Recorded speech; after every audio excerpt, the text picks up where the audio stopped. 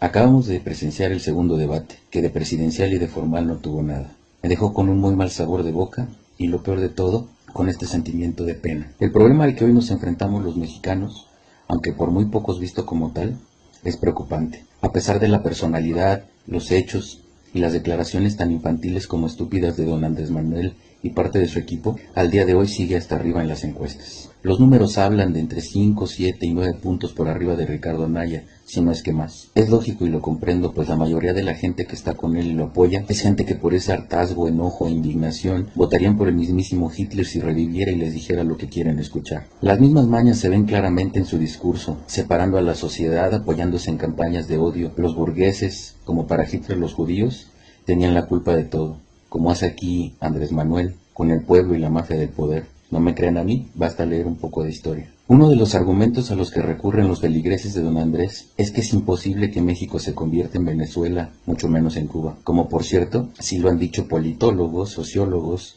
escritores e intelectuales. Repito, a mí no me crean. Yo ni soy politólogo, ni soy analista, ni mucho menos. Soy un simple ciudadano con el título de ignorante profesional. Es verdad, México tiene una situación geopolítica muy distinta a Venezuela y Cuba. Sin embargo, ¿por qué sí es posible que haya una catástrofe de tal magnitud en este país? México, a pesar del saqueo de sus gobernantes, mentiría y sería absurdo ocultarlo, es líder mundial y de Latinoamérica en diversos sectores. Es un país muy fuerte a nivel global y lo podría hacer más con buenos gobiernos que apoyaran más el campo, la ciencia y la cultura, solo por mencionar algunos rubros. Sí, nuestro país está secuestrado por la corrupción y ciertamente hay que solucionar y curar ese cáncer. Pero en definitiva, don Andrés y su mentado proyecto de nación no es la solución y al contrario, las cosas se pueden poner mucho peor. Me explico. México es el mayor exportador de cerveza en el mundo. Tomate, aguacate, tequila, azúcar de caña, frutos rojos, chiles, pimientos, además de sandía, pepino, limón, cebolla y papaya, entre otros. En total,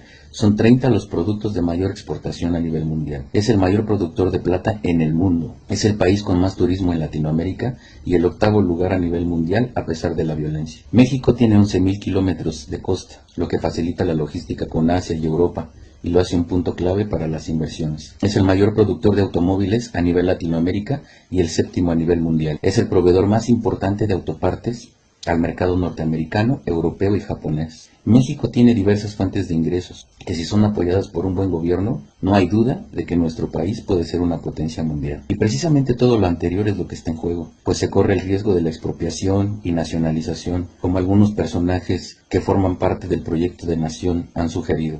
Dicho lo cual, los empresarios, tanto nacionales como extranjeros, ante la incertidumbre, comienzan a dejar de invertir, a llevarse sus empresas y se detiene la producción. Por lo tanto, deja de haber empleos, por lo tanto se cae la economía. Sin mencionar que don Andrés acaba de demostrar en el reciente debate que no tiene la más mínima idea de política exterior y de macroeconomía, estas dos por lo menos fundamentales para que todo lo descrito anteriormente tenga continuidad. Ya lo escuchamos decir que su solución ante los problemas migratorios es hacer entrar en razón al presidente Trump, por ejemplo, que la mejor política exterior es la interior, que todo se resuelve con honestidad, etc. Por lo tanto, eso puede traer una crisis diplomática de por sí fracturada, que entre que se soluciona y no, los que acabaremos pagando las consecuencias somos nosotros. En otras palabras, a pesar de que México no cuenta con la situación geopolítica de Venezuela o Cuba, por ideas nada factibles, así como autoritarias, el país sí puede caer en una crisis, si no igual, muy similar a la que viven los venezolanos actualmente.